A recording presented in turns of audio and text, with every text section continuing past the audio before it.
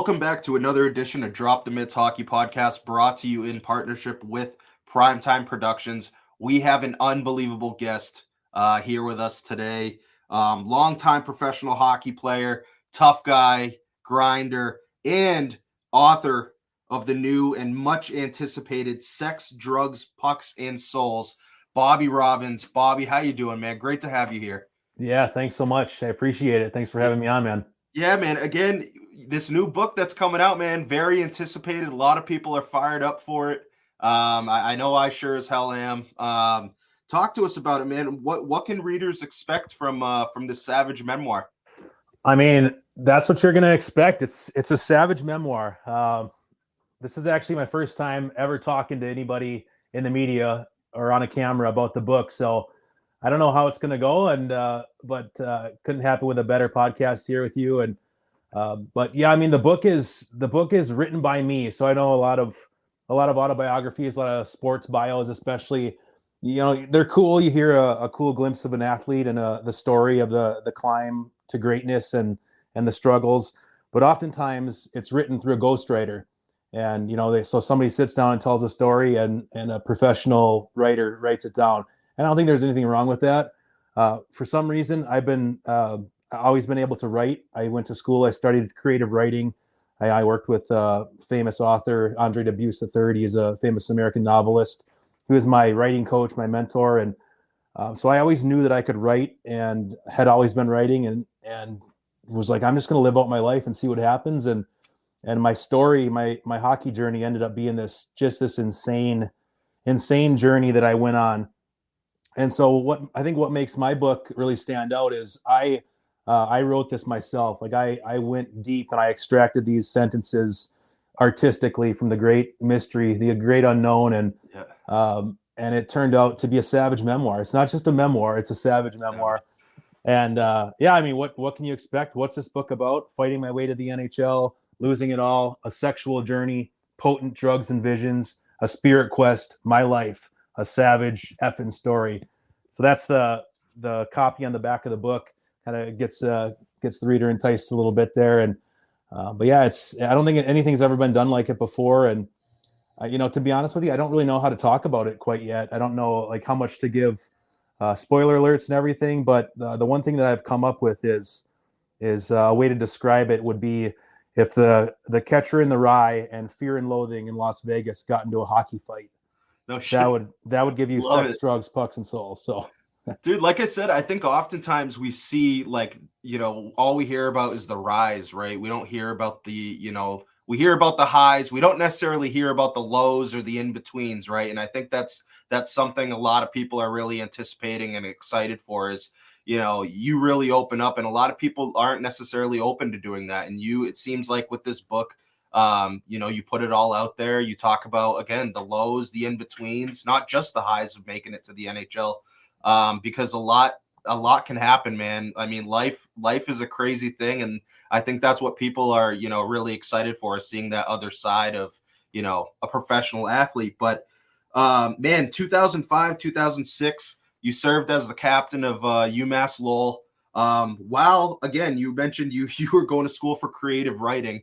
Did you ever envision that this path would lead you to consider writing a book at some point?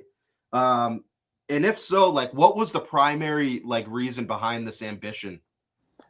Yeah, that's a good question. I mean, for sure, all my buddies will tell you, I just talked to my buddy the other day. He's like, man, 20 years ago, you were talking about writing this book. I know. I was like, it took a little longer than expected here, but yeah, I always knew it, man. When I was young, I was writing. I was getting poems published in magazines and newspapers, and I always wanted to do two things. I wanted to be a hockey player, and I wanted to be an author.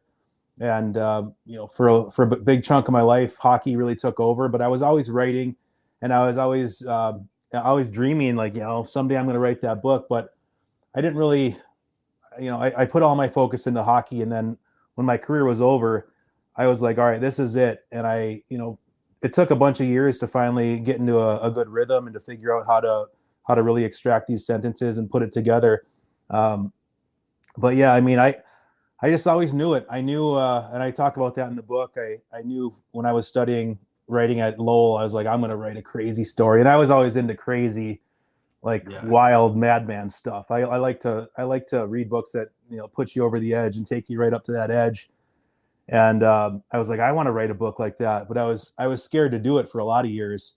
I was like, man, I don't want to say too much. I don't want to, I just want to keep it right down the middle of the road. But eventually, through some circumstances in my life, I said, I'm going all in on this. I got one life to live, and I'm gonna put it out there. And it formed into this Savage memoir. Fuck yeah. And yeah, man. So it goes all the way back to even before Lowell. Just always wanted to do that, and kind of having a big dream, almost like a pipe dream. But then seeing it come together at Lowell, the UMass Lowell English department is amazing, and they have some pretty established writers on their staff, and I was able to work with a novelist, and that's when it became real for me. I was like, I can do this, and with his encouragement, he's saying, you have what it takes, you have that, whatever that skill is, you just have to hone it and actually become a professional at it. So I knew it then, and then it was just living out a long 10-year hockey career. And then it just all came together in a magical way. You had mentioned that it took you a little long, a little bit to kind of really decide, like, fuck it, I'm going all in, right? Like, was that more so like fear of like what people would think about you? Like what was the like rationale behind that? Like, and then at what point did you just decide, like, who gives a shit?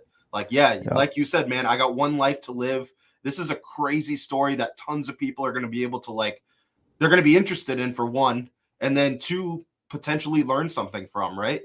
Like, at what point did you kind of just decide, like, I don't give a shit what people think. Like, this is my life. This is my story. You know what? Take it or leave it. Yeah. I mean, it took a bunch of years. I'd been writing this book for about 7 years, and just, it started taking form. And I guess the point where I said, screw it, I'm going for this was, I was just trying to figure out my life. I mean, if I can be honest, I haven't really found my stride since my hockey career ended. I've done a lot of stuff. I've taught in schools. I've coached hockey. I've worked in ministry. I've worked behind a desk in a cubicle, and I never really found my stride. And I was watching this interview with Charles Bukowski, famous author who writes some pretty wild stuff, madman stuff, and he said that he's like, I was either going to write what I write, or I was going to go work at the factory. Yeah. And, I have a family. I have 3 kids, and I have a wife. And I was like, I want to provide for my family. Can I do this as a writer? Can I do this as an author? And I was like, I'm not going to be able to do it playing it safe, just like my hockey career. I think for a lot of my career, I tried to play it safe and not really put myself out there and just kind of squeak by in the middle of the pack.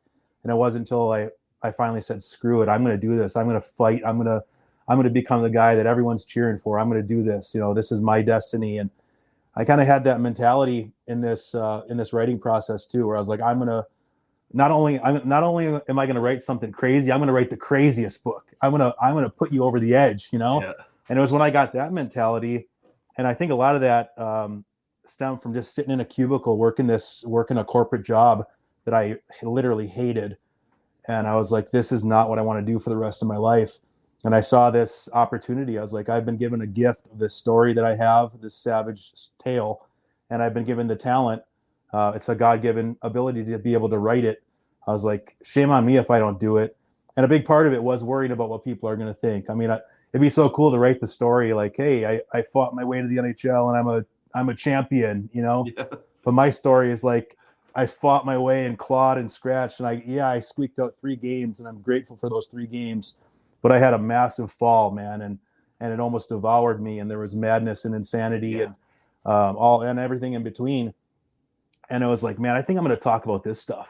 I think I'm going to really get deep into this, into drugs. And I was like, what are my interests? Like, it's sex, drugs, pucks or hockey, and souls. Just finding out who I am, what my purpose is. And I was just like, could I write this? And I had this like a seed planted in my mind that there was a way to write this in this savage way, and then it just it was like, how do you eat an elephant one bite at a time? And I just started writing one sentence at a time over, really giving it 3 years of really digging in. And then all of a sudden I looked on my desk and it was like, it was this. It was a manuscript. I was like, So oh sick, my, dude. I did it, dude. Yeah. But then it was like, how does this form into a book? And so it's been a big learning curve to figure out this whole new thing. I'm learning this whole process on my own, and I have some good help showing me the ropes and everything. But it's just been a process. And I guess back to your question is, it was just saying, hey, I got one life to live, and this is my shot. I'm either gonna write something great, or I know what's waiting for me if I don't. So Yeah. I'm running from that cubicle as hard as I can, and Fuck, and yeah. it's not just about finances and providing for my family though. I want to make an impact, and I want to make an impact on young men especially. And so I really talk a lot about sexual things and addiction, and especially guys in the hockey world, we're steeped in that. So it's the real deal. And I just wanted to put my heart and soul, my balls out there, and be like, here I am. Like, I don't care if you don't like it, read it anyway. But Yeah, you read it. Yeah. But even during your creative process, like what other like struggles did you go through? Like I feel like a lot of people that there's struggles that you can face on the ice, but this author and this writing route, like it's hard to like, what struggles did you go through during this whole process that people might not think about, that things that were really tough while doing this? yeah, I mean, it's definitely it was a struggle. I mean, it was a slow grind, and there were ebbs and flows to it. And some days it was going great. Other days it was like, this is the stupidest thing. I mean, one day I had this manuscript here. My poor wife has seen me in this whole artistic process. I just took this one day, like right as I had finished it, and I threw it all over it exploded everywhere. And I was like, I'm done. I'm throwing it in the garbage. I'm just done with this. And so I think a lot of it was just doubt. I think doubt coming from internally, saying, can I really do this? And what's it going to be like if I do? And trying to picture that reality of what would happen if I did. And then I think there was doubt from people. I've been telling my family and friends this since I retired in 2016. I was like, I'm going to write a book. I'm going to write a book. And so now we're going on 8 years, and nothing had happened. And but yeah, I mean, it's here now, and just looking back on it, some of the struggles were was just trying to figure out how to even do it. For it in the beginning, it seemed like such a daunting process to put together a book. But now that I've done it, I think I have a pretty good grasp on how to do it. And like I said, it's like that elephant analogy. It's just a little bit at a time. And Right. I had to take what I learned in my hockey career, which brought me success, was like doing all the things that are going to move you in that direction, even the stuff when no one's looking. It was like I was in the gym and stretching and foam rolling. And now as an author, it's like, all right, I need to sharpen my sword here. I need to be writing every day, and I need to really sit down and make this a priority. But I think the biggest struggle was the same old adversary, was fear for me. Fear of failure, and maybe fear of success, and maybe fear of just putting myself out there, like balls exposed. Here I am, and so that's what this book is. So it was, I would have, I started, I actually, at one point, during this process, I ended up writing a children's book, like a sweet little children's book. And I was like, I'm just going to publish a children's book instead. Like, I don't want to do this other one. But it was just, that was all just fear of what was holding me back from really putting this story out there. Because I truly believe this is going to affect lives and make a big impact. It's a heavy book. So I had mentioned to you, man, like when we kind of announced that you were coming on the pod and you had made that post, I probably had about 15 DMs of people that were like, and people I had never met. It looked like they were hockey fans. They would have Bruins in the bio or whatever, and just, fired up. Like Bobby wrote a book, and it's like, yeah, like it's going to be legit. And they were just so fired up for it, man. And like, again, it's just you being real. And I think that's what people are going to appreciate most, is like you putting it all out there. I know it's definitely an anticipated book. And I got to ask, man, with your first book coming out, soon, do you have any thoughts on potentially keeping it going and continuing to write? Oh, 100%. This is what I want to do from now on. So I have about 4 or 5 books down the pipeline here, and I don't know which one I'm going to really commit to next, but yeah, I mean, I'm going to probably take a good solid year of just promoting and selling this book and traveling around. But when the time comes, I'm just kind of feeling the frequency and the vibration of. I don't want to force it, but Yeah. there's about 5 in there that are percolating right now. So this is what I want to do. I mean, I started my own publishing imprint, Rotterdam Books. Awesome. So I'm going to publish all my own books. I took a big kind of a page out of the book, no pun intended, from a punk rocker named Fat Mike. I don't know if you know Fat Mike from NoFX. Mike, yeah. I grew up listening to punk rock, man. I was a skater punk, and I was always a fan of the DIY ethic, do it yourself, and not having any gatekeepers, not depending on anyone. And I always liked what Fat Mike did when he started Fat Records, and started publishing his own CDs through NoFX and other bands. And so that was my inspiration with Rotterdam. I wanted to start Rotterdam and publish all my own books. And then who knows what'll happen to open it up. I know there's a lot of stories out there, and I'm interested in publishing like real raw stories puked up from the heart and the guts and the soul, like the real deal stuff. Now, like, have you always had that kind of like entrepreneurship, like mindset, like knowing that you wanted to do it yourself and like build something from the ground up? Is that something that's kind of new that's come as you were working on this book? I've always had that, even when I was playing. I had a website back in the day in 2011, 2012, Bobby Robbins blog. So I was writing on there, and I was selling some autographed pictures and stuff, and always envisioned a podcast that never transpired yet. We'll see what happens. Yeah. I've always just had a appreciation for working for yourself and not having a boss and just providing for yourself and being your own man. So, and especially with technology now, to be able to do that. And, I'm talking to you on an iPhone right now, and that's intriguing to me.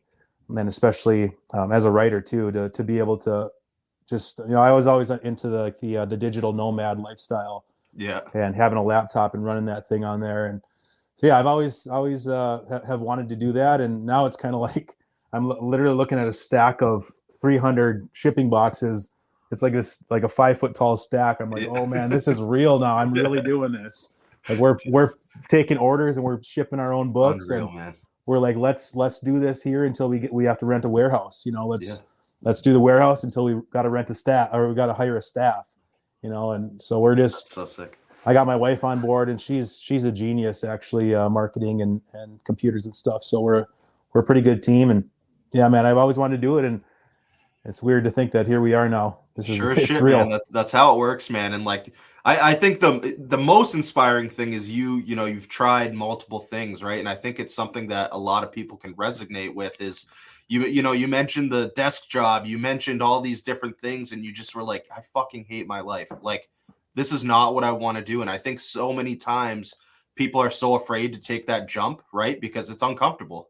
And again, it's not a safe move to bet on yourself, right? And like, anything can go through your mind, man. Like, how am I gonna fuck up? Like, what if I mess this up? Like, and again, you're living proof that you bet on yourself, and sure as shit, man, you got a friggin' book out of it. So it's unbelievable. It's something that a lot of people are gonna resonate with.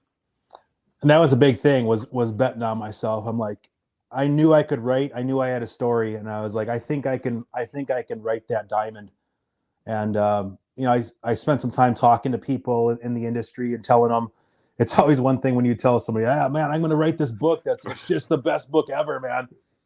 And going back to my hockey career, after my 4th year pro, I came back, and I get into it in the book. We can talk about it too if you want to go down the hockey road. But yeah, I was overseas, sitting in Slovenia, sitting on the bench, riding the pines, and I was like, what? I was literally the worst player in the league, in the Austrian league.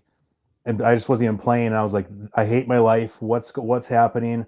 Why was I a pussy? And why didn't I fight when I was on an NHL contract? It was fear is a big part of a theme that I was facing in my life and in this book. And at my 5th year pro is when I came back to North America and said, I'm going to do it. I'm going to fight my way to the NHL. And so I called up a bunch of agents and like coaches in the American League and the East Coast. I told them, I was like, hey, I'm like almost 30 years old. I'm like, hey, I've trained with a fighter. I learned how to fight for real. I'm going to fight my way to the NHL. I could just tell. I was like, you can tell when somebody believes in you and when they don't. They're just like, yeah. And I mean, eventually one agent believed in me and a coach did. But it's the same thing with this, you know, and that's what I did. Like I knew what I was going to do, but you know, talk is cheap, right? And Right. so early on in this process, I was calling people and you know in the industry and like I got this book, man, and I got the first 3 chapters written, and they're just like, okay. And that was a moment where I said, just going to do this. I'm just going to do this myself, you know, and screw everybody else if they don't Right. believe in me, you know? Yeah, dude.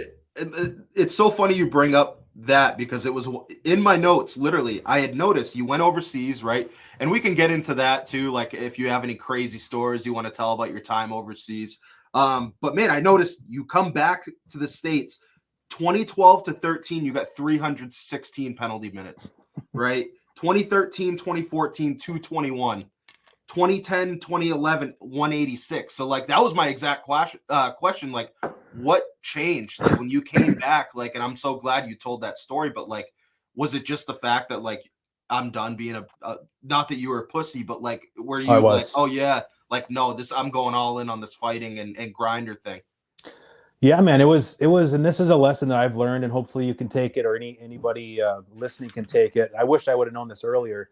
It's when you finally decide to go all in, like and like going back to with talk is cheap. Um, you know, you can say you're all in, but you know, for me as a hockey player, I was like, oh yeah, I'm all in, and I was training hard, man. I was giving it everything I have, but the reality is, early in my pro career, as I was being molded or pressured into that fighter role, I literally on my first year, my first NHL contract with Ottawa, in my exit meeting with some scouts, they said it straight up, like, hey, if you're going to play in the league, the American League or the NHL, you're going to have to be a guy who fights 20 to 25 times a year. Like that's who you are.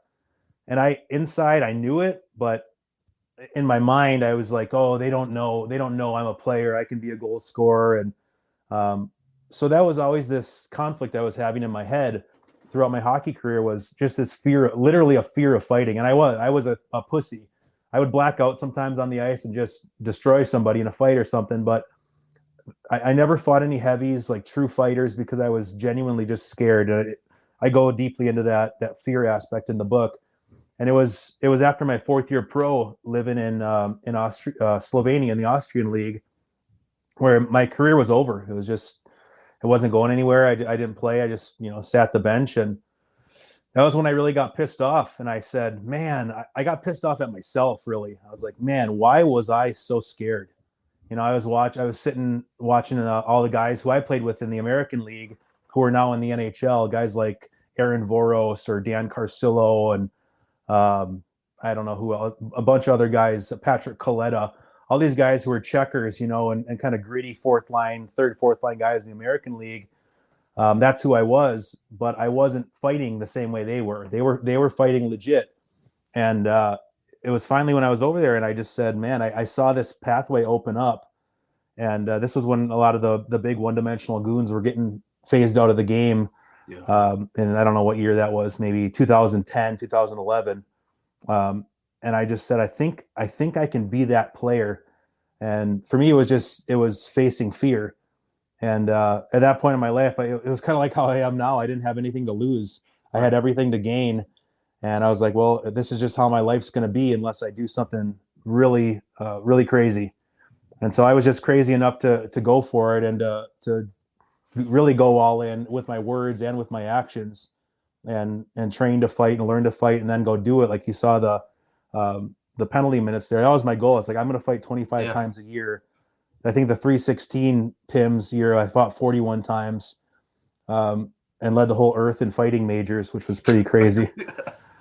But yeah, that was, and I'm an extreme guy. So when I was like, I'm going to fight, every game I was trying to fight.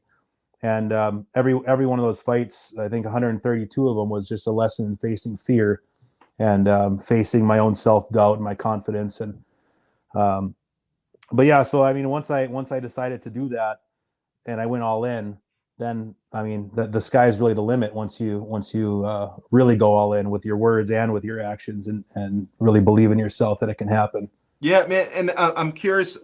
I got a question: is When did you realize that you were even going to play at a professional level? Like, was there a point in time where, because obviously you're not fighting in college, right, at ULowell. At what point during, like, early in your career did you realize, like, holy shit, I have a chance to, like, maybe make something of myself as far as, like, hockey goes? Because again, ULowell is a hell of a school. Hockey East is sick. Like, at what point did you realize you might have something here? Yeah, there's a great scene in the book actually with Kim Brandvold. He's the assistant coach for Boston University right now.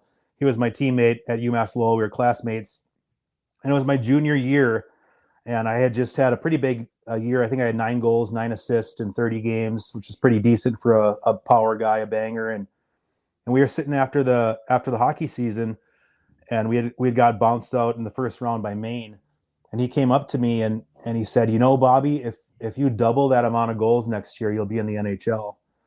And so that was my junior year in college, and that was literally the first moment where I believed, where I saw that it was actually a possibility, and not just like, oh yeah, I want to play in the NHL, and just saying it. I was like, oh, this is something that can happen. And so I got dialed in for my senior year. I trained harder than I've ever trained, and that's really where I was growing my faith in myself and my belief that it could happen. And so it was my junior year. Kim Bramvold, great guy, assistant coach at BU. I hope they win some hardware here.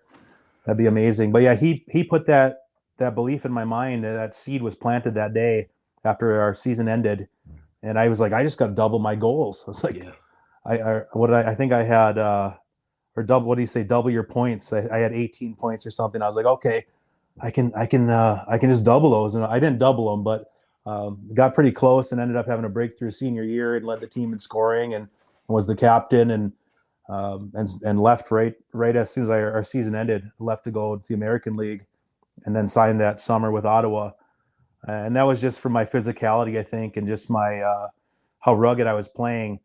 And I didn't understand at that point yet that when you combine that type of player with the fighting, that's an NHL player who I was supposed to be. But it took me a lot of years to really realize that, and I think a lot of growth within myself and just facing my own demons and my own fears and the reality that I was living in the hockey world. It's a pretty intense reality, as we saw yesterday with the Rempe fight in McDermott, and it's no joke out there when you're fighting bare knuckles another man, and so it took me a while to really embrace that and to do that and to face that fear. But it all stems back to my boy, Cameron Bramvold, for planting that seed. Do you think that you working your ass off that after the season, right? Him putting that, lighting that fire under your ass. Do you think that ultimately was a huge reason why you were named captain, just kind of working your balls off and doing whatever it took to get better? What qualities do you think you had as a player that made you such a good captain? Yeah, I mean, I think it was just my work ethic was always, I was always the hardest working guy. And I think if I could go back, I mean, I don't think I was a great captain. I mean, we had some good leadership and captains on our team, but I was a guy who would run you in practice. And like, I had a level of intensity that I've only met a few people that have. I think I would look down on people who didn't have that. I'd be like, why aren't you more intense? Yeah. And but as I grew up and learned a little bit more, I realized that everybody is different, obviously, and brings different things to the table. Like one guy might bring intensity, one guy might bring a cool, calm, and collective element to the game. But it was just being completely dialed in, and I was literally obsessed with success and making it to the NHL that summer, going into my senior year. And we all stayed there on campus and trained, and but yeah, I just gave it everything I had. And I mean, looking back on it, I would have not ran people in practice and been a little less intense. But I was just dialed in. I was a kid. I was on the verge of manhood, about to turn pro, and it was literally the only thing I cared about, the only thing I thought about. And I think for me, I needed to have that type of obsession to reach those highest levels. Yeah, man. And I got to ask you, man, going back to the overseas thing, because I'm always so curious. You hear these unbelievable stories about, whether it's the KHL, you were in Austria. Do you have any like crazy stories of things that happened overseas? You mentioned that you you were struggling for a bit there and you thought your career was over at one point. Was there a point where that kind of started, like the really lows for you? Because you mentioned right when you came back, you made that decision that, you know what, fuck it, I'm gonna go all out. Do you have any crazy stories of things that happened overseas? And then again, like what do you owe your time in Austria, as far as like what it did for your development? I think you already kind of answered that, but just kind of curious what if it had any more impact on you. Yeah, I mean, a lot of my crazy stories come from the year before Austria, from Belfast. Belfast, the Belfast Giants. What a year, and what a you team. wore an A there too, man. I did. Yep. Yep. Man, that was such a cool year. That was, that was my third year pro. I had just left the East Coast Hockey League, and I mean, essentially, I had given up on my NHL dream at that point, and just said, I'm just going to go have fun. And I let loose and played hockey, and we partied so hard. And I was single. I met my wife later that year.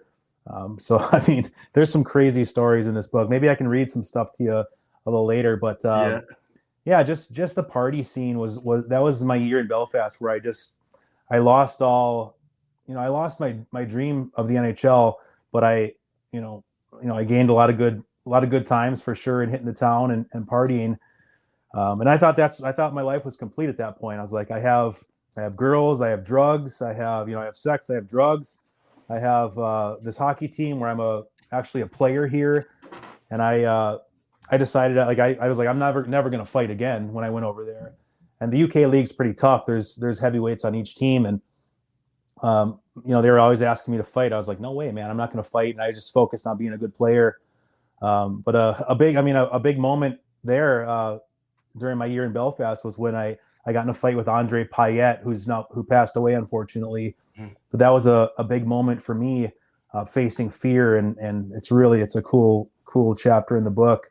But yeah, I mean, as far as craziness, you'll have to buy the book to see how crazy it really goes. Yeah. But that next year, so I ended up meeting my wife that summer after Belfast. And I can read that too. That's one of my favorite parts of the book. Be awesome. But yeah, let me pull it up. So I met my wife, and that's when I was like, oh man, I was just banging around and doing the hockey thing and chasing girls. And when I met my wife, I was like, oh, I think, I actually love this girl. Like, could I see myself married and doing it for real? And that's when things started to shift in my mind and in my heart. I was like, I need to provide for this girl. And my initial plan was to just keep climbing the ranks in Europe and be this, a goal scorer. And I signed out of Belfast in the Austrian league, which is a big jump. And I was like, I'm just going to keep moving up, maybe get to Sweden. Could I get to the KHL, and start making some serious money? And right. That dream died pretty quickly. I actually signed in Denmark, signed a deal in Denmark, and then they ended up, this was 2008, during the financial crisis, and the last day of training camp, they called all the imports in and fired all of us. They're like, oh, we don't have any money. And I was like, oh, okay. So yeah, man, I was just I was in Denmark. There's a place called Christiania. It's this artist district. I got fired, and I was just there. I was smoking pot in Denmark and like thinking about my life. There's a cool scene of that in the book. And I was like, I don't know what I'm going to do. I think I'm done. And that's when, everything came together with this team in Austria. And I was like, all right, this is it. I'm going to have a great year. I'm going to provide for my wife and onto the better league. And then I never played. So it was that time in Austria where I felt that resentment of everybody else, resentment of myself, really having to look at myself. And a lot of stuff happened that summer where pretty much everything fell apart. Everything fell apart. I didn't have anything. And I was in a moment where I didn't have anything to lose. And I just said, I really got pissed off, and I'm like, I'm going to do it. And that was really the spark that fueled my return to North America to fight for real, and then ended up fighting my way to the NHL. So you want me to read this scene of my wife? It's so good. Yeah, dude, it's that'd be awesome. Funny. That'd be awesome. Okay. Yeah, she's an amazing woman. She's for from up here as well, and in Wisconsin. So she's one of the few people who've always believed in me. Yeah. That's what it takes, man. I'm telling you, that's kind of with this podcast, like very similarly. Like I was, I got medically retired from the military, and I had nothing. I Okay. was drinking every day. All right. I'd wake up, do it, and yeah, it takes that one special person that believes in you and just kind of lights a fire under your ass that you're not doing enough, right? So I definitely understand it from that perspective. Cool, man. Yeah, it was a big moment in my life, a change. I felt that change happen, and then here's how it all started. You want to hear it? Yes, sir. Yeah. All right. I've never done this before, reading aloud, so we'll see how it goes. This is awesome, man. Yeah. So this is give you where we're at in the story. I just talked about Belfast. This is right after Belfast ended. I in the fight with Payette. Spoiler alert, I ended up blowing out my shoulder, so I had to get surgery in Belfast. I came back home to Wisconsin, and this is this is what we're working with here. I get surgery in Belfast and fly back home to Wisconsin to rehab and stay at my parents' house in Peshtigo. I have a sack full of painkillers and reunite with my stash of boner pills. I meet up with my old hockey buddy who's trying to be a Buddhist monk and growing pot in his closet. He hooks me up with a massive bag of the stuff, and then everything's all right. I'm numbed from head to toe, but one thing's missing. I need sex bad. The pickings are slim here in this tiny town in northern Wisconsin. I'm a depraved pointy horn desperately seeking something to puncture. I'm a pulsating penis with 2 arms, 2 legs, and a head full of longing and slam peg withdrawal. I don't know if I'm going to make it. I eat a bunch of painkillers and drink a few beers every night as I nurse my shoulder. When my parents go to bed, I sneak over to the window in my bedroom and take massive rips from a little vaporizer. I hold these plumes deep in my lungs and then forcibly exhale out the window so none lingers in the room. Then I sit there paranoid that the room smells like weed. I finally relinquish all control and melt into my bed. My mind races with thoughts across the spectrum of existence, from bliss and visions of majestic scenes to moments of sheer terror that there's something in the room with me. My heart thumps and beats loudly as the chemicals sludge through my veins, and anytime I feel the fear, I'm able to quench it by stuffing more tobacco into my mouth. I'm about a week away from getting out of my sling. My shoulder still hurts, but it's healing, and the physical therapy and painkillers are helping.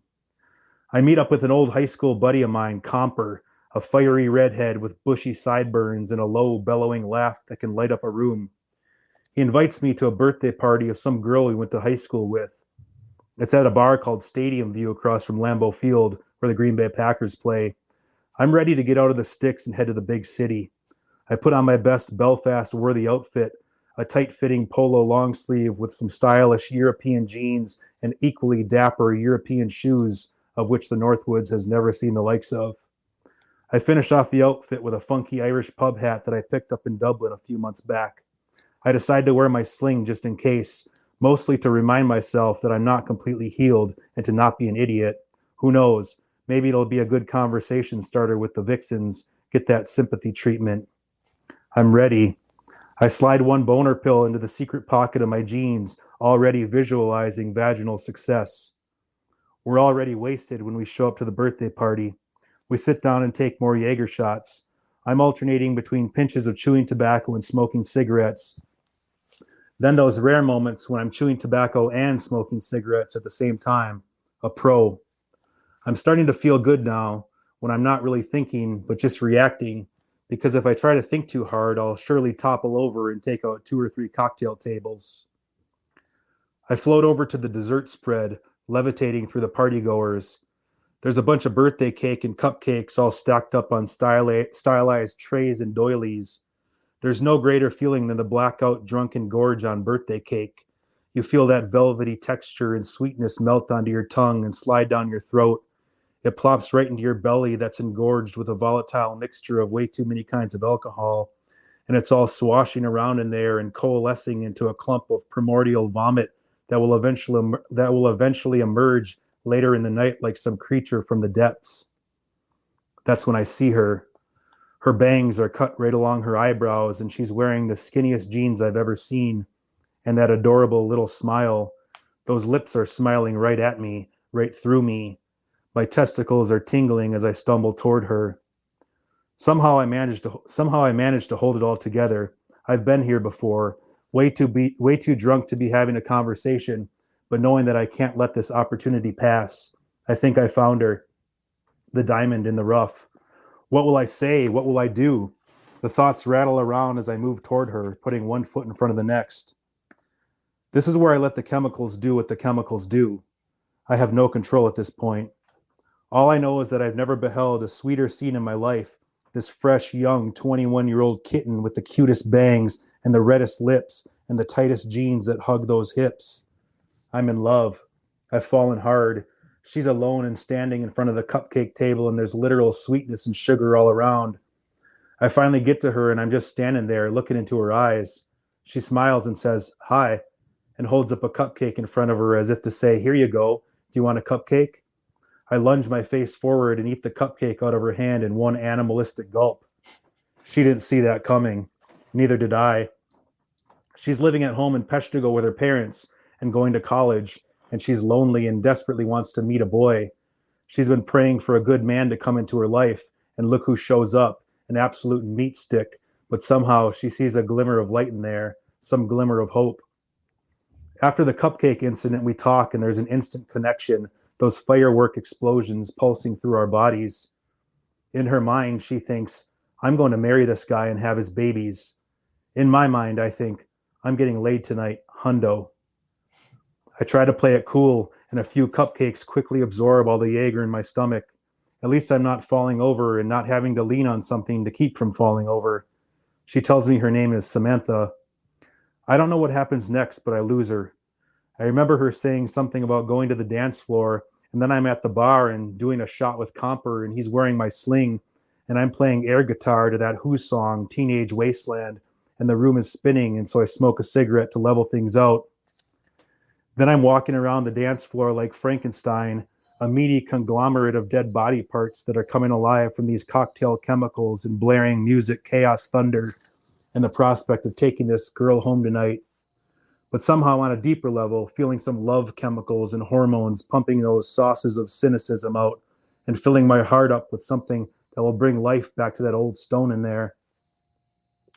There are smoke machines and lasers and lights and a frenetic maze of people.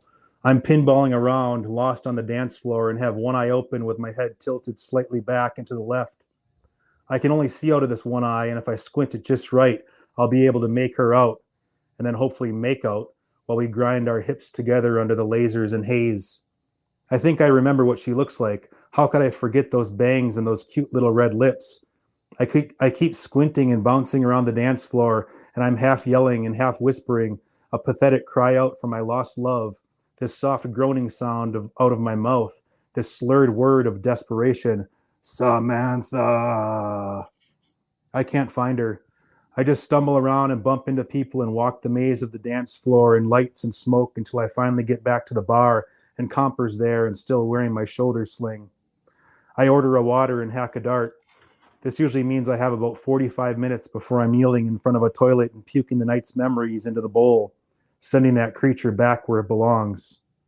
The night ends with a toilet bowl massacre and a faint memory of a girl I met named Samantha and plugging her number into my phone.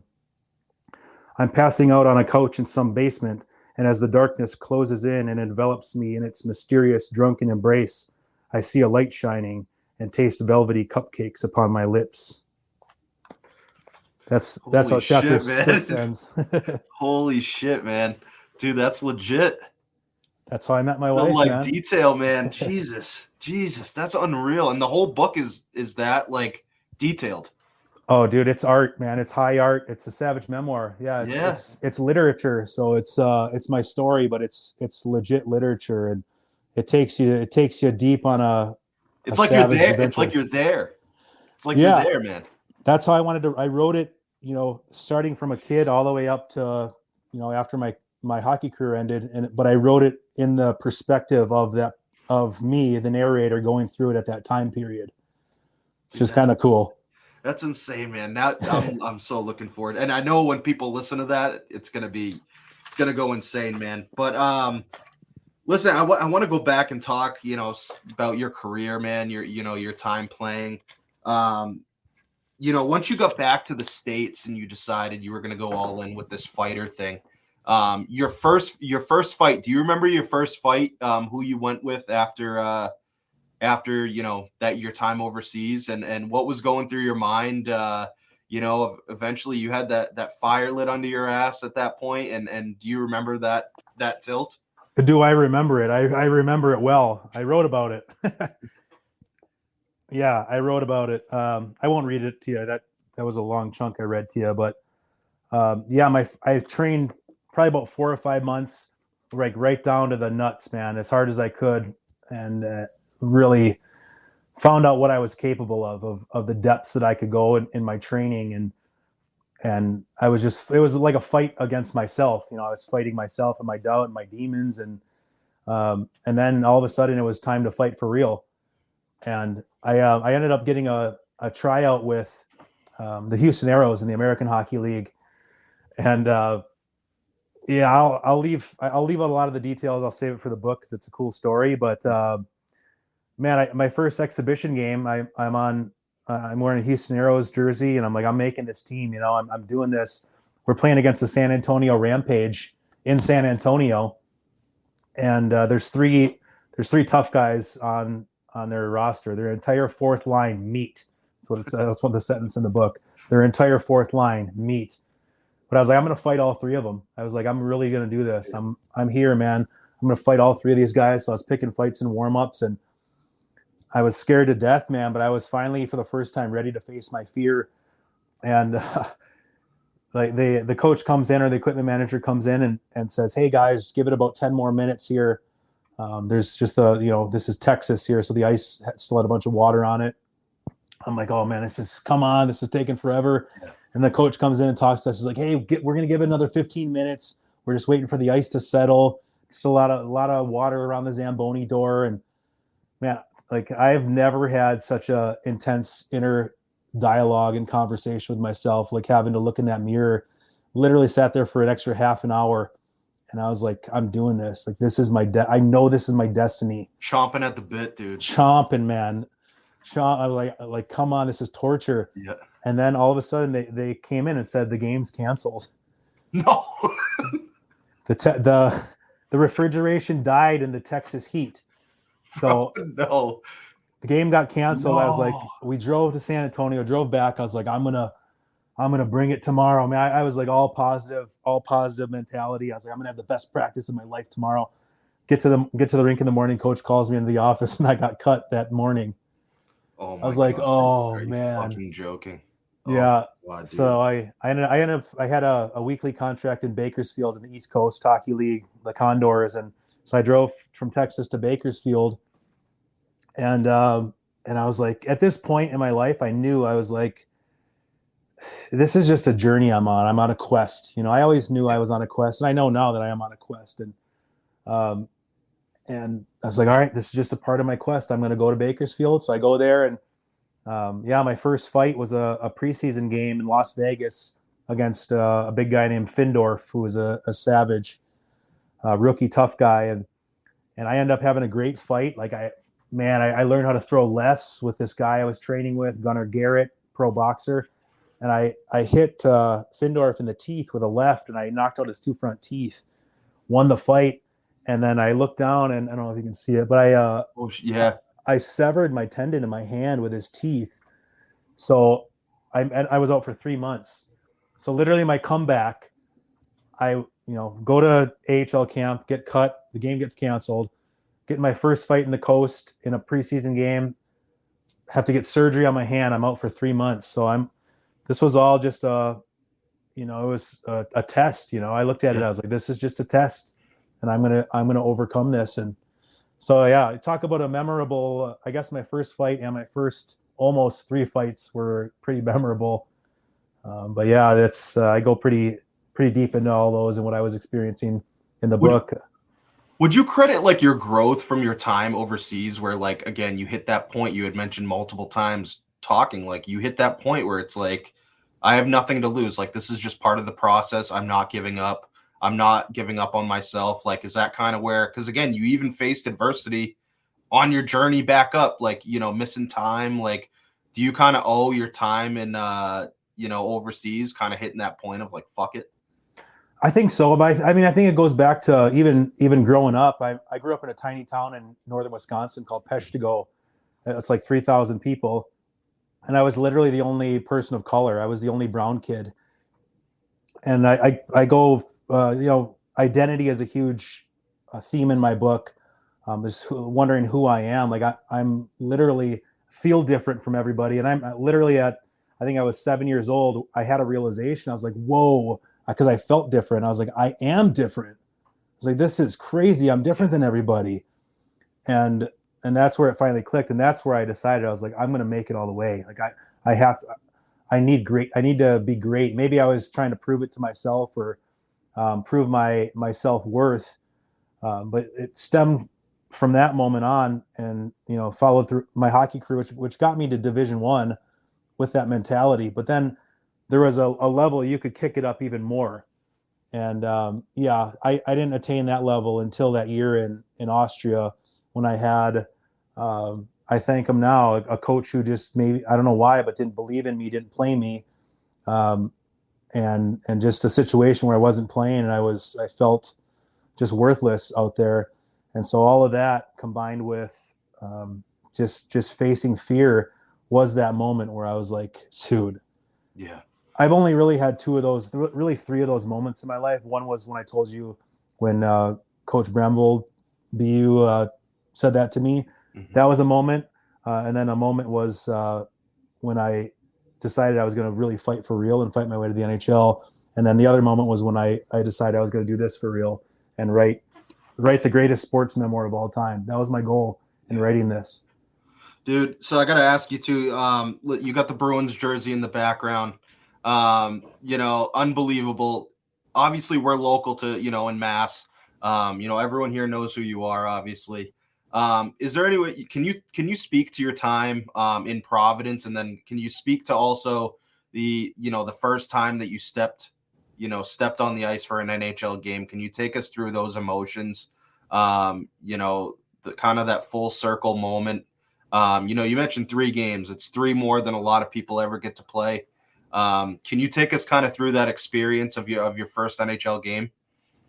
Yeah, I mean, just having a dream coming back from Europe to say, man, at that point I was like, I want to fight my way to the NHL, but there was another layer inside of my mind that said, if I can just get back to the American League, I will have already proved it to myself that anything's possible, because it was impossible from how I saw it and how a lot of people saw the situation. But so I fought for 2 seasons in the East Coast, and then, man, it's the coolest. It was so cool to write about that experience of getting called up to Providence. That was like, man, Providence is like, it's like God's providence. Like somebody was watching out for me and listening to me. And I got called up there, and my first shift, I ended up fighting Ryan Hallweg and just kicked butt in that fight, man. And it was crazy. And then I just found my home in Providence.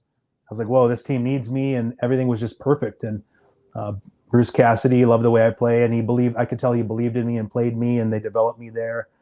But yeah, for me to get back to the American League after being in Europe and having given up on my dream, and you know, I played a full season in the American League with Binghamton my first year pro, and man, I was just a plug. I didn't do anything. I just sat there on the bench. But then to see, you know, 6 years later, how much I developed as a pro athlete, and to be a third line guy in the American League, I was like, it felt good to see it all happen. And I was like, okay, this can happen. This can happen. I can accomplish my dreams here if I just keep my focus completely on it. And that, I told you that year I got 41 fighting majors. That was during the lockout, which was crazy. I don't even know. I think I blacked out for the whole season. I was just fighting everybody. And then to hear like, hey, Boston just offered you a contract, a 1-year NHL deal. And I was like, I was already 31. And this was before the season even ended. We were still in playoffs, and then I ramped it up even more. I think we were playing against the Hershey Bears, and I had a great playoff run. And then they ended up offering me a 2-year contract, and I was like, this is happening, you know. And man, I just feel like for me, it was my whole life has just been battling adversity. Like an adversity comes, and I got to overcome it. And I don't know where that comes from. Probably from a lot of life experiences. But you know, on my first year of my NHL contract, Tom Wilson falls on my knee in my first exhibition game and blows out my knee. Could have been a lot worse. It was just an MCL tear, but you know, I missed 8 weeks. You know, and the word on the street was, "Oh, Bobby's going to make the team in Boston this year." But you know, talk is cheap, right? I'm back in Providence rehabbing my knee, and so that year I took it to the next level. I became like really a machine, and I worked with. I owe a lot to my trainers. You know, it's who are you surrounding yourself with that make you better. And I had an amazing trainer in Mike Macchione. He just trained me and formed my body and my mind. I like to say he turned me into an absolute steak. And then I worked with a fighting coach, Doug Smith, the author of Goon, you know, the real life Goon who fought his way there. And he was my fighting coach. The Bruins hired him as my fighting coach. And so, you know, and having, you know, Bruce Cassidy and Don Sweeney, who was the assistant GM there at the time, they just really believed in me. And I think that really grew my belief in myself. And then coming into that second year on my contract, I was like, I'm making this team. You want to come and try and take my spot, I will devour you, man, you know? Yeah. And so I made the team, and it was for that, to see that happen, I was like, whoa, the sky really is the limit. And there is a formula of how to achieve success and how to make it happen. And so now that that's happened, it wasn't the ending that I expected, but it was all for, you know, it was all for this, it was all for a bigger purpose. And now even with this project or with writing a book or with whatever comes next with business or anything, I just know that if you follow a game plan and stick to it and give it everything you have and go all in, that I believe that you have to succeed. So yeah, when I got there, it was amazing when they announced the opening day roster. And you know, media's like, man, you're the oldest rookie to ever make an NHL opening day roster, 32 years old. And I was like, man, I feel like I'm 22, man. Yeah. Get out of my way. Let's go. And yeah, so I came in with a lot of piss and vinegar, and you know, just was giving it everything I have and taking the ice that first game. I can't wait for you to read that scene, especially for Boston fans. It's pretty cool. I've shared that out over on my X or Twitter there. On my pinned tweet, you can read about that first game. So it was amazing. It was a fairy tale, but then it quickly turned into a nightmare, unfortunately. And you know, just kind of fighting through a head injury, fighting through concussion, and then really spiraled quickly into insanity and some pretty dark places. So my trip there to the show, it was awesome. And then, but it ended pretty much as quickly as I got there. And then it was a whole nother set of adversities and tests that I had to overcome. Yeah. And I mean, look at you now, man. Like you said, every adversity that you faced, you've battled through. Right. And it's unbelievable. But I want to get into, you know, some of the, you know, the game today, you know, fighting and whatnot. You know, what are your thoughts on the game today as a whole? The role of the tough guy, you know, particularly the emergence of guys like, you know, Matt Rempe, who's just going out there and fighting at anyone he can. You know, does fighting still have a place in the game in your mind? And again, what are your thoughts on guys like Rempe kind of going out and just kind of, like you said, man, just has nothing to lose and just going at anyone? I mean, I love it. I would have done the same thing. I think anybody, or maybe not anybody, but a lot of people who are all in are going to do the same thing that Rempe's doing. And I'm rooting for him. I played with Curtis McDermott's brother, Lane McDermott, who is a fighter as well. He's a good buddy of mine, and we were texting yesterday about the fight. And so I know him, and I've met Curtis, and so I was rooting for him. And but at the same time, I've been rooting for Rempe as well. And I mean, is there a place for fighting? Clearly there is, right? I mean, it's a crazy sport, and I think there's a lot of Line brawl too, man. I was like, holy Yeah. shit. Like, I mean, I was there for it. Although you go on X and like a lot of people are like, get all fired up about it. There's no place in the game for it. But I'm like one of those sickos that like, I was all fired up by it.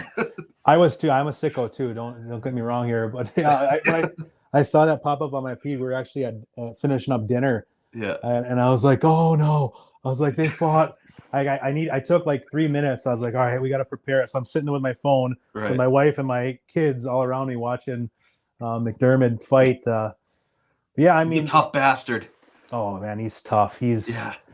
I met him when he was on his last year of junior, and I was looking up to him. I was like, oh man, he's a big dude. I just retired in 2016. I was like, oh, thank God I don't have to fight a guy like this, man. Right.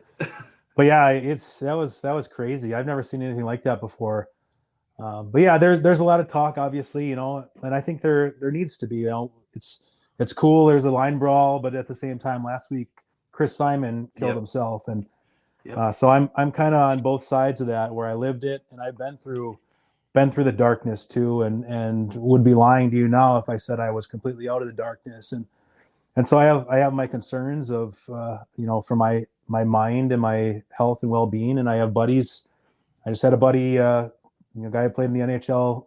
You'd know who he is, and he got a hold of me last week. And he's like, "Man, I'm really worried. Like, I need to talk to you. Like, what are you doing for this stuff?" And I'm like, "I don't know, man, but I know the PHPA. They have a good program going, an assistance program. There's a lot of I've been on a few of those calls a while ago, but there's a good group of guys on there. Trevor Gillies and Mike Scroy, who are working with the PHPA to help people, and they have a weekly call. Chuck Thuss actually runs that. So I think that there's good resources now as people know the dangers of fighting, and especially a lot of ex-fighters who are on that call. I think it's really cool. So yeah, I mean, I don't really have an opinion on fighting. I think it's the wildest thing in all the sports, and I mean, I've been in a lot of hockey fights, and nothing really compares to it, especially when you're winning. But yeah, that was crazy to see. And I mean, your original question is, does it still have a part? I mean, I think it still does, man. People, it's a savage sport, and like anytime you're playing a sport and you know that if you step out of line, a man can physically grab you and throw bones at your face. Yeah. That's no joke. And I don't care how tough or brave you are. I was pretty brave and pretty tough, and I still had that fear, going into games. So I think there is a place for it. And that was a crazy response. I knew there was going to be a response. I was hoping there was between Rempe and McDermott, and I had no idea it was going to blow up into a 5-on-5 like that. Yeah, man. Then you see like Laviolette and Travis Green going at it too. Yeah. I'm like, holy shit, man, this is gonna be wild. But besides, you mentioned McDermott. Are there any other guys in the league right now that you really enjoy watching? Doesn't even have to be a fighter or grinder. Are there any guys that you kind of turn on the TV for and really enjoy watching?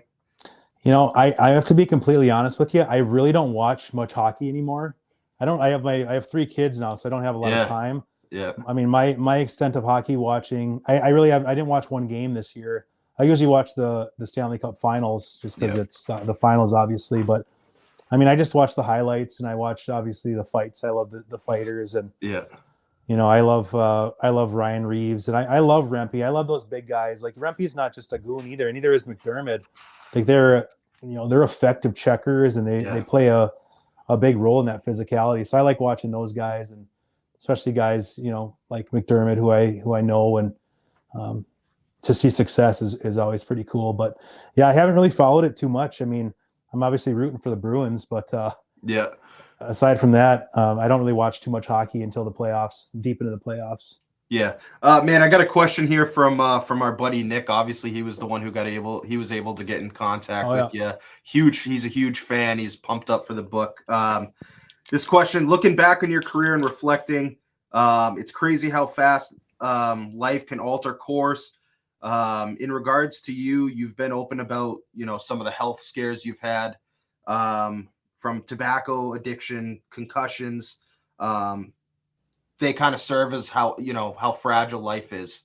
Beyond the realm of hockey, what wisdom would you give to others, other people who are navigating their own journeys, and going through their own struggles, trying to kind of overcome their own adversity. Oh, that's a good question, Nick. Yeah, he was Deep. pumped about this one. That's I deep. read I wanted this one to be one of the last ones too, because it's a good question. Yeah, I mean, if I were to answer that question and really be answering that to myself, um, as a young man, I would say you have to realize, like, what are you? Who are you? Like, what are you even here for? I know for myself and probably for a lot of people, it's so easy to get distracted in the world, with our jobs and our bills and social media and our friends and our wives and girlfriends and whatever your family. Like, I think it's important for every individual to look themselves in the mirror and really ask those bigger questions and be like, what am I? Am I just meat and bone and I live and I die, or am I something more? And my book goes into some of that. And I guess I would say, are you just on a quest right now for 80 years and that's it, or are you on a spirit quest? And that's really a big part of my story is what am I? Am I on a spirit quest? If you don't know you're on a spirit quest yet, you're losing the quest, you know? So yeah, I think asking those big questions, without getting into it too much, because I don't want to spoil too much with my book, but Right. with my own quest. But I would just ask those big questions. Try not to be distracted with everything around you. There's a lot of bright lights and everything going on, especially in the technological age that we're living in Right. now, where it's so good just to sit there and meditate, or sit there and pray, and sit there and say, wow, what am I? Who am I? Where am I going? What's the purpose of this? And once you start asking those big questions, if you seek them, you'll find them. You'll find the answers to them. And so that's a big part of my story. After my career ended, I was completely consumed with my identity as a hockey fighter. I was like, by the time I was on that 2-year contract with Boston, I was like, that is who I am. I'm Bobby, the hockey fighter. I'm the Savage. Right. That's who I am. And when that was taken away from me, I had to really look at myself and say, well, who am I now? And it was around that time when everything kind of bubbled up, all these issues I was able to hide under a strong exterior of a professional athlete, one of the toughest athletes in hockey, a fighter in all of sports. Hockey players are the toughest. So once that identity was gone, it was like, well, what am I now? And so those big questions really started me out on my spirit quest of finding out what I am, and who I am and why I am. And so that would be my advice to me, giving myself as a young man. Like, don't be distracted. Find out what's really important, and find out what your quest means, and that realize that your life matters. Man, I can't wait for this book. I'm telling you. We got a couple more questions, man. What and you kind of went into this, with the player assistance programs that the NHL has going on. But you personally, man, like, what do you feel the future holds for mental health awareness, not only in the game of hockey but just professional sports as a whole? And what changes, if any, would you like to see kind of implemented? And again, this doesn't have to be just directed right at hockey. Could be just professional sports as a whole, in order to better support, not only just the athletes but the families as well. After these guys and girls' careers are done, supporting the families as well. Yeah, I mean, I don't know what the answer to that is. I just knowing from my own family and the ups and downs we've had, and my wife. You'll have to get my wife on the podcast. She's looked at it Absolutely. from a whole different perspective. She might have some better wisdom of what would help her out, what she desires to have. But yeah, I think it's important to have a support system, and the worst thing you can do is to feel like you're alone on an island. And I know for myself, I'm kind of a lone wolf, and sometimes when I get in those dark places, I'm just like, shut me up in my room. And but that's not good. And that's actually what I did. When I had my concussion, I just shut myself up, and that's when the madness came. And so the doctors were like, you need to get out into the world, get social, and use your brain instead of just turning it off. And yeah, it's a hard situation, because I think athletes and hockey players is you live this high stress, but a high reward lifestyle of chasing glory and these huge dreams. And I think when you're done with it, and I've experienced that myself, is you're like, well, nothing's ever going to compare to that, that's okay. I've come to the point where I'm like, that's okay. I lived that life. What a blessing that was to live that life, a gift. And now I'm living in just a different chapter in my life. So I think it's the acceptance of that, which comes with that that spirit quest that you're on of sitting there and finding out who you are and why you are and where you are and realizing that it's okay to not have that lifestyle anymore. But now it's on to the next thing. And for me, I know it's been like on to the next thing with this book and on to the next thing with what all these other dreams I have, and just taking the lessons that I learned in my hockey career from climbing the hockey ladder and then learning to implement it. But yeah, having a good support system for sure. I'm blessed to have an amazing wife who supports me and some great friends. But I'd be lying if I told you I didn't struggle, and I'd be lying if I told you that I didn't know people, my peers, who are struggling as well. So, man, I don't know what the answer is. I saw Dan Carcillo was talking about that today on Instagram. He was saying like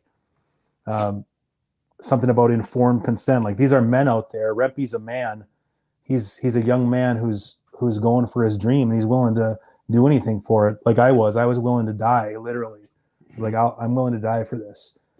And but just to know, like, hey, if you do this, can you fight smarter? Maybe you don't have to fight wide open all the time. Like, I was always wide open, but maybe I'd be a little more defensive, and just that information of, hey, if you do get your bell rung, probably don't want to get hit again, because the cumulative aspect of concussions, really, that's what did me in. It can be devastating. So I think just having that information and having that support system. But man, it's like, I don't have the solution. I don't know what the answer is. I feel like it's one of those things that it's just hard to. It's one of those things we may never find out. You know what I'm saying? Like, it's unfortunate, but I think you said it best, man. Like, Rempe and all these guys, they're willing to die for their dreams. Like, all these guys, the Nick Deloriers of the world, the McDermotts. And I agree, like, yeah, there are probably things that can be done to kind of alleviate some of that. Like, Matt Rempe going 3 games in a row, fighting a heavyweight. It's like, well, maybe take like a night off. You know what I'm saying? Like, maybe, but again, yeah, it's hard when you're dealing with, again, grown men that are fighting for their dreams, and they're willing to do whatever it takes. Yeah, but man, I cannot thank you enough for taking the time. I'm so glad that we finally got, that here at Drop the Mitts, we got the opportunity to talk to you, man. It's such an honor. You're like our first true fighter that we've had on, our first tough guy. We've had like prospects on, so this is awesome. I mean, we're at an hour and 12, and I could go on all day, man. Is there anything else that you want to talk about with the book? Any other notes, things people should look forward to as far as the book? I know you and I had talked about doing a little giveaway, which I'll put that out on Twitter once you and I can kind of figure out what the what we're gonna do. But is there anything else that you kind of want to let the people know that are looking forward to your book? Yeah, I'm very honored to be able to tell my story and share it in this way that I don't think it's ever been done before. So anybody who wants to hear something crazy, a savage memoir, I would be so honored.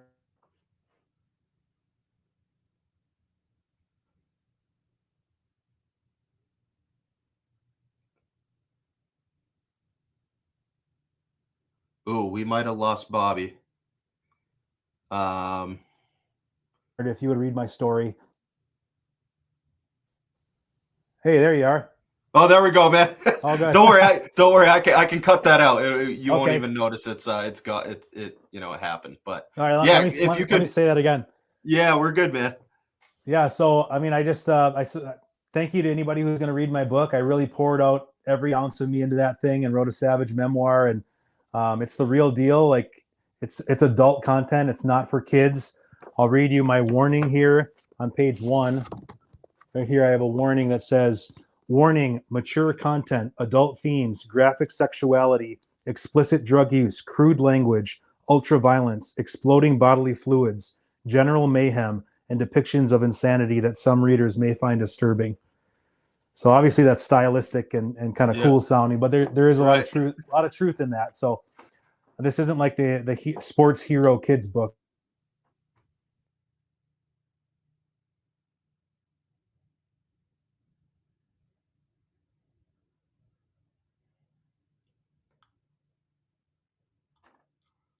Uh-oh. This is a Savage memoir, and it goes as deep as I. Oh, can you hear There me, you are. man? You hear me? I think we I hear you. yeah, we lost you for a little bit. But yeah, definitely not for children. Again, I cannot thank you enough for taking the time. I'm so glad that we were able to link up, and hopefully we can again. Once the book comes out, I'm super fired up to read it. And again, man, everything that you have coming to you is shit you earned. You put yourself out there and you worked your ass off to make this happen. So it's so cool to see, this stuff come to fruition, and then, good things starting to happen for you, man. I'm really excited for you. Yeah, I appreciate.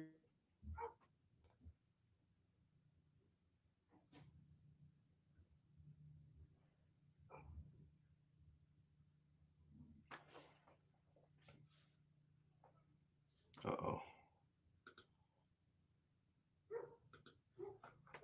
Did we lose Bobby?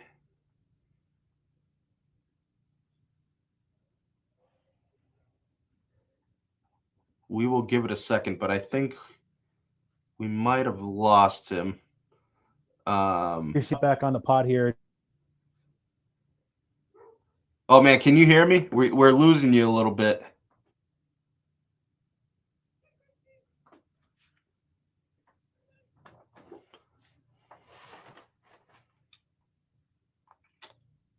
I think we might have lost Bobby. But again, guys, this was an unbelievable interview. And again, that was Bobby Robbins, longtime professional hockey player. Suited up for our Boston Bruins, played some seasons in Providence. Just a completely wild story, which he depicts in his unbelievable book. That's going to be coming out soon. Sex, Drugs, Pucks, and Souls. And again, you guys can purchase that at BobbyRobbins.com.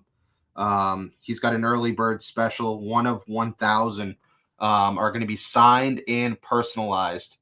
So again, I'm going to try to send him a little invite. I'm going to try to send him one again and see if he can pop back in just for the ending of it.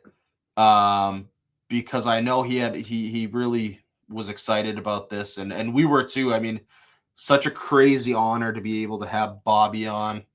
And you guys saw just the passion that he has for the game of hockey. Just his incredible story. So we're gonna fire off the link to him, and like I said, he was really getting into. Oh, we're good. We've got Bobby back. Hey, we're back. We're good. Good to go. Good to go, man. Round two. Yeah. So, man, if you wanna repeat, what you were saying, anything that you want to say about the, your book coming out, obviously, what fans should expect. And like I said, I kind of just went on a little rant there.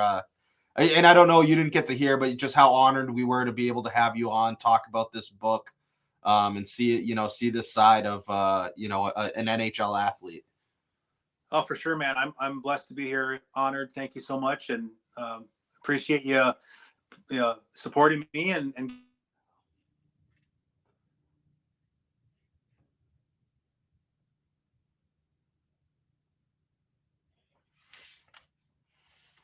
getting. Oh, can you hear me, bro? Can you hear me, man? Yeah, I hear you. All right, it might be my internet, man, because we just had a huge storm. I bet you. Yeah. But yeah, man, again, we can't thank you enough. Again, that's Bobby Robbins, longtime professional hockey player, author of the new Sex, Drugs, Pucks, and Souls, which will be out soon.